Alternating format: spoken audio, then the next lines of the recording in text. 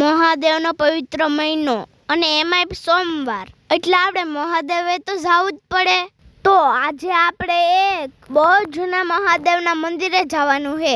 એટલે આપણે આજ મહાદેવના મંદિરે જવા માટે મસ્તીના કપડાં પહેરીને તૈયાર થઈ ગયા. તમને આજનું મારું લુક કેવું લાગ્યું કમેન્ટ કરીને જણાવજો અને હર હર મહાદેવ પણ લખતા જજો. તો પછી તો આપણે આપણા મામાને રામપ્યારીમાં બેહીને નીકળી જતા.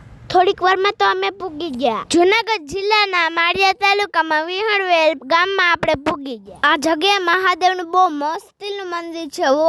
બહુ જ જૂનું મંદિર છે. આ મંદિરની સામે એક બહુ મોટી નદી છે. નદીનું નામ તો મેઘલ છે. ગામના બધે આ નદીને દેવદ્રો કહે. પછી તો આપણે આ નદીના ઠંડા પાણીમાં પગ ધોઈ લઈએ. આમાં મગર રહેશે પણ આમાં સારી ફીટ કરેલી છે એટલે વાંધો નહીં. અહીં નદીનું બધું વાતાવરણ મસ્તનું છે. દધીસી ઋષિનું પણ એક મંદિર આવી ગયું છે. મહાદેવને રેડવા માટે પાણી પર ભરી લીધું હતું. અહીં મસ્તીના ઝાડવાનું બધું લીલું છમ હતું અને આપણે બીલીના પાને અહીંયા જ મળી જતા. આપણે બીલીના પાન અને ફૂલ અને પાણી મહાદેવને ચડાવવાનું છે.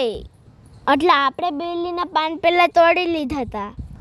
આપણે ફૂલે અહીંથી જ મળી જતા. મસ્ત ફૂલ હતા. પછી તો આપણે આપણી થાળી કમ્પ્લીટ કરી લીધી. આમ ફૂલ આવી ગયું, પાણી આવી ગયું અને બીલીના પાન પણ આવી ગયા.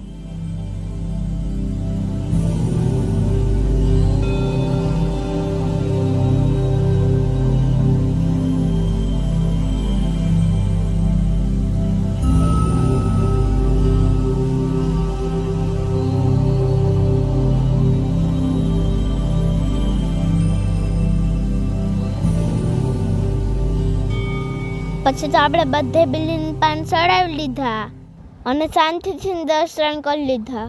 આ જગ્યાએ વિઠ્ઠલ ટેડી વાળી વેબ સિરીઝ એના ઘરેણા બધા સીન ઉતારી ગયેલા છે. અહીંયા આપણે તો જોઈ નથી, તમે જોયું તો કમેન્ટ કરજો.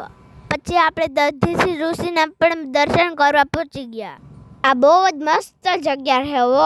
તમારે અહીંયા આવવું હોય ને તો ચોરવાડ અને ગળુની વચ્ચે આવી ગયેલું છે આ મંદિર. જો તમને આ અમારો વિડીયો પસંદ આવ્યો તો લાઈક કરી દેજો, શેર કરી દેજો અને અકાઉન્ટને કરી દેજો ફોલો.